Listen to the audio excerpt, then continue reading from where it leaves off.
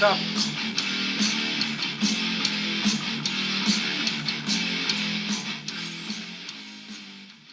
Little SOD action. So how you doing? Well, anyway, it's been a while since I've done one of these videos, so I figured I'd tear into one just for a little while. This is going to be my kind of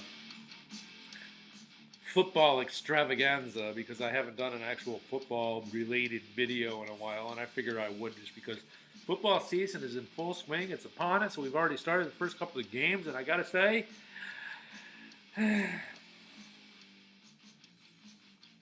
you know, we look forward to these things. You know, we just do. We look forward to the football season all year long. As soon as the Super Bowl ends, we just, first couple of months you're in like this a little bit of a football withdrawal, and you're just like, and then baseball comes along. That's a little bit, the hockey season's ending and all this other stuff. But whatever, So my point is that all year long, what we do is we look forward to these things. Okay. And all year long, tick tock, tick tock, tick tock. It comes down to it. Oh my God, here it is. It's finally here. It's finally here. It's finally here. It's finally here. Yay, football! I love football. I love the Giants. I love the Giants. I love my team. Oh my God, it's great. Oh my God, and then they kick off. We go off, and then it's the first possession of the game, and we're like, as a Giants fan, you're like, well, it's early in the game. Second freaking quarter comes along. You're like, oh, it's still. We really haven't had the ball that long. Have we got a first down tonight? Man, I fucking hate this fucking bullshit. It's just like, it doesn't take long, It was like Monday night was no different. I got tickets a long time ago for the first home opener on the Monday night game versus Detroit and everything like that. And we tailgated and we had bratwurst and burgers and beers and everything, and we wandering around and just feeling the atmosphere and all of that stuff. And then the first quarter starts and my offense gets out there, and it's just like, I haven't even been here 5 minutes and I've already got this toil foil ulcer developing in my stomach ready to bleed and freaking just make me have a freaking aneurysm from freaking just being completely frustrated with my offensive line. My God, this offensive line is garbage. They are garbage. Eric Flowers. I'm sure there's more culprits out there, but I decided long ago never to walk in anyone's shadow and blame Eric Flowers for all of the freaking Giants' woes this year. All right? And last year, too, for Christ's sakes. Eric Flowers sucks. I hate him, and I want him to go. I hate him. Anyway, but that's not the title of this one. The title of this video, I think, is going to be Eli Haters Back Off. Jesus, every single time we lose, they just come out of the woodwork. See, I told you, he's overrated. Overrated this, overrated that. Overrated. Eli overrated. There are so many people telling me that Eli's overrated, then how is he overrated? If this many people think he's overrated, he can't be overrated by the very definition of the fact. Nobody's rating him at all, except for like me, the only guy out there who's like kind of sticking up for the poor fella. Anyway, do your homework, assholes. 14 years Eli Manning has been in this freaking season. Been in the league. 14 years. 14 years Eli Manning has been a New York football Giant. 14 years. 6 of those seasons, he's thrown for over 4,000 yards. Additional 2 seasons in an 8-year time span. Of those 6, he threw for 2,800 yards and 3,900 yards. Okay, that's not a mediocre quarterback. Okay, that's not a mediocre quarterback. So please stop calling him overrated. You're a freaking moron. Just go do your damn homework and look at his stats, and you'll see that he's not. Dude. The Cleveland Browns would have taken Eli Manning a long time ago. They've been through like 50 million quarterbacks. It's not an easy thing in the NFL to actually find a quality quarterback. You never know what you're going to get when you put somebody out there. Geno Smith is a prime example of, it looks good on paper. Then once he gets out there, he starts throwing interceptions. And, another thing that, the New York Giants fans have absolutely no chill when it comes to freaking Eli Manning. Absolutely none whatsoever. A couple years ago, they were saying he throws way too many interceptions. And, he does throw interceptions. But then what he do after that was he kind of, listened to the fans almost and said, okay, well, I'm not going to throw as many picks. But he hangs onto the ball and he gets too many sacks now.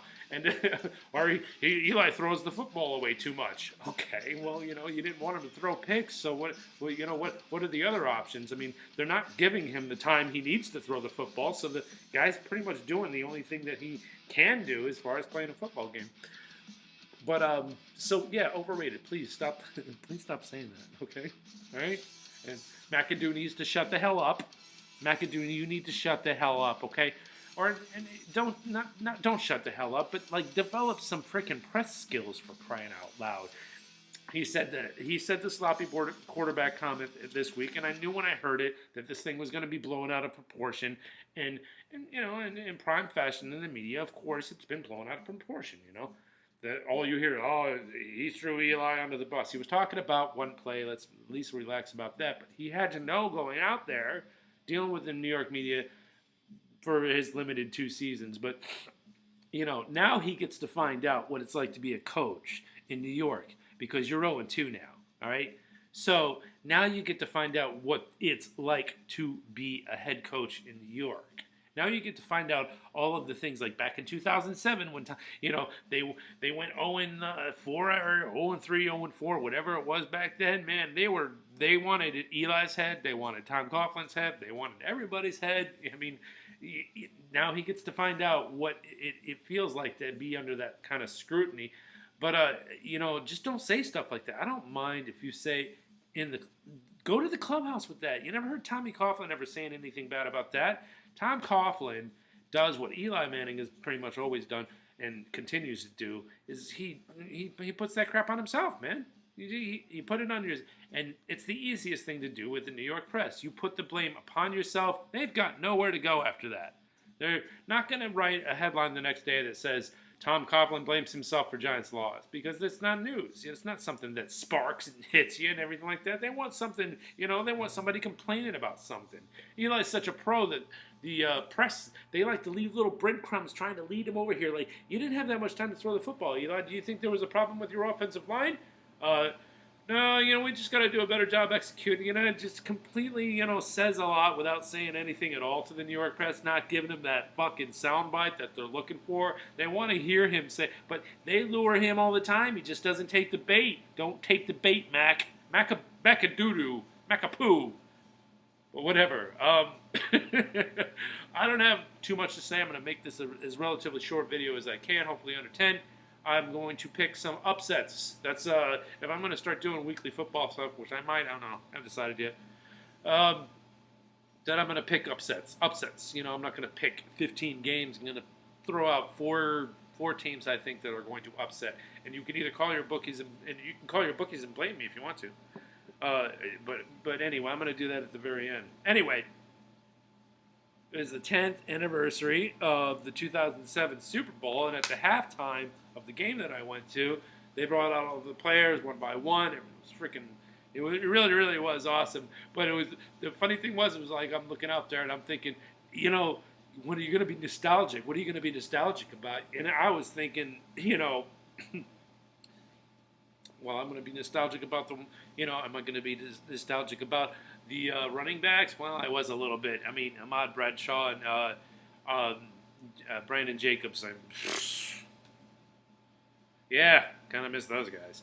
But for the most part, it really was when they started introducing the offensive line, I was like, suit up!